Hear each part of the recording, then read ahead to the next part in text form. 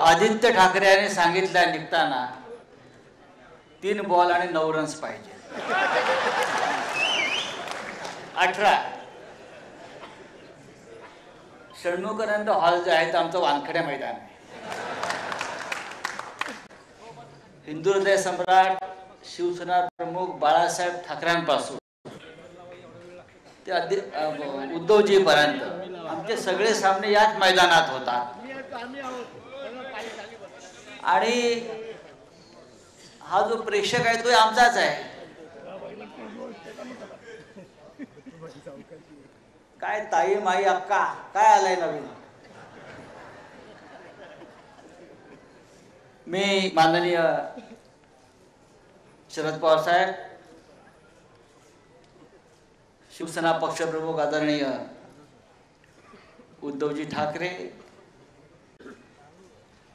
काँग्रेसचे अध्यक्ष नाना पटोले आणि व्यासपीठावरील महाविकास आघाडीचे सर्व प्रमुख आदरणीय नेते यांचा आभारी आहे की आपण सगळेच एकत्र जमलो आहोत.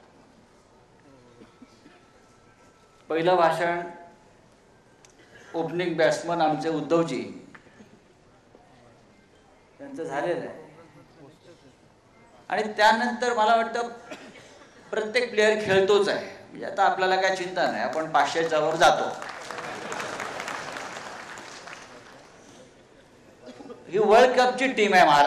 जी मंचावर बसलेली आहे ही वर्ल्ड कप जिंकणारी टीम आहे, आता स्पष्ट झालेलं आहे. 1 कप जिंकलेला आहे आपण जवळजवळ दिल्लीचा, आणि महाराष्ट्राचा सुद्धा आपण हा सामना जिंकल्याशिवाय राहणार नाही. आज अटल बिहारी वाजपेयी यांची पुण्यतिथी आहे. ज्या भारतीय जनता पक्षाबरोबर खऱ्या आता बनावट भारतीय जनता पक्ष आहे, बोगस आहे, चोरांचा आहे. आम्ही ज्या भारतीय जनता पक्षाबरोबर 25 वर्ष माननीय शिवसेना प्रमुखांच्या नेतृत्वाखाली काम केलं, उद्धवजींच्या नेतृत्वाखाली काम केलं, त्या अटल बिहारी वाजपेयींचा आज पुण्यतिथी आहे. मला आजच्या दिवशी अटल बिहारींच्या कवितेची एक ओळ आठवते आणि ते आपल्या सगळ्यांसाठी प्रेरणादायी आहे. कदाचित ती मोदी आणि शानसाठी नसेल.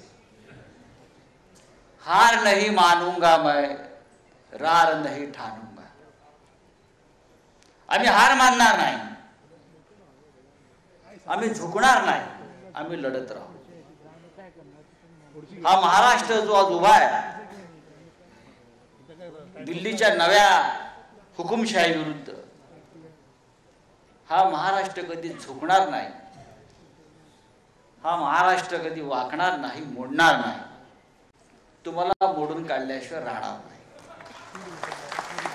हा आजच्या महाविकास आघाडीचा मेळाव्याचा खरा मंत्र आहे. मगाशी आपल्या वक्त्यांनी आपल्या प्रधानमंत्र्यांच्या 56 इंच छातीची त्यांना आठवण झाली. स्वतः मोदी विसरल्यात की आपली छाती 56 इंच होती. नाही नाही नाही, ती छातीच नाहीये, तो माचीचा रिकामा खोका आहे. काही नाही त्यात,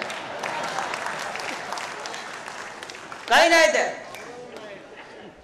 जर छाती असती 56, नुसती छाती जरी असती तर देशाची अवस्था झाली नसती. देशाचे प्रधानमंत्री लाल किल्ल्यावर भाषण करतायत आणि जम्मू काश्मीरमध्ये आमच्या जवानांचं बलिदान होत आहे. गेल्या 50 दिवसामध्ये जम्मू काश्मीरमध्ये 27 हल्ले झाले अतिरेक्यांचे. 17 आमचे जवान शहीद झाले, 56 जवान घायाळ झाले आणि 100च्या वर आमची जनता नागरिक तिकडली ही मृत झाली. हे 56 इंचवाल्यांचं काम नाही, यांना छातीच नाही आहे. आणि त्यांच्या उरल्या सुरल्या छातीतली जी हवा होती ती आपण कालच्या लोकसभा निवडणुकीत काढून टाकू. महाराष्ट्राच्या निवडणुकीनंतर ते आपण पूर्ण काढून टाकू. महाराष्ट्राचे सगळे नेते इथे बसलेले आहेत. सुप्रियाताई लाडकी बहीण आहे महाराष्ट्राची. आणि या बहिणीसाठी महाराष्ट्र लढला. लक्षात घ्या. काय नाही सांगितलं की या बहिणीसाठी बारामतीमध्ये महाराष्ट्र लढलेला आहे. त्याच्यामुळे महाराष्ट्रातले जे तुमचे जे भाऊ आहेत लाडके, त्यांनी रंग बदलला. ते काय पिंक झाले, पिंक. सरडा रंग बदलतो, अचानक पिंक कसा होऊ शकतो, गुलाबी. आणि आता हा पिंक सरडा बारामती सोडणार असं मी ऐकलेलं आहे. कुठे जाणार मला माहित नाही, पण हे सांगतो, गुलाबी रंग महाराष्ट्राला धार्जिणा नाही. आपला नाही, आपला भगवाचा. बघा तिकडे बाजूचं तेलंगणा राज्यामध्ये केसीआरचा गुलाबी रंग आहे, पराभूत झाला.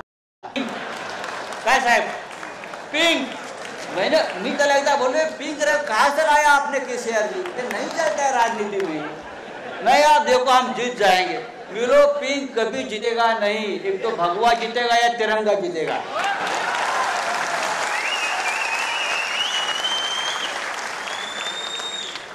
तिरंग्याच्या रक्षणाला भगवा आहे ना. आमचे बाळासाहेब ठाकरे नेहमी सांगायचे हिंदुहृदय सम्राट,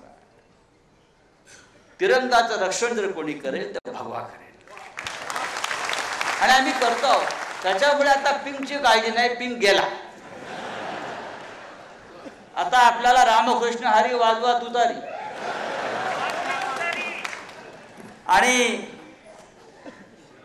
मशाल आहेत बुडाला आग लावायला.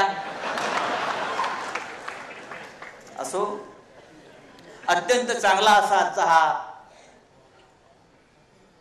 3 पक्षांचा मिळून सोहळा होतोय. आमचे 3 पक्ष म्हणजे इतर सुद्धा, शेका पक्ष आहे, समाजवादी पक्ष आहे, कम्युनिस्ट पक्ष आहे, अशी महाविकास आघाडी उत्तम रीतीनं पुढे चाललेली आहे.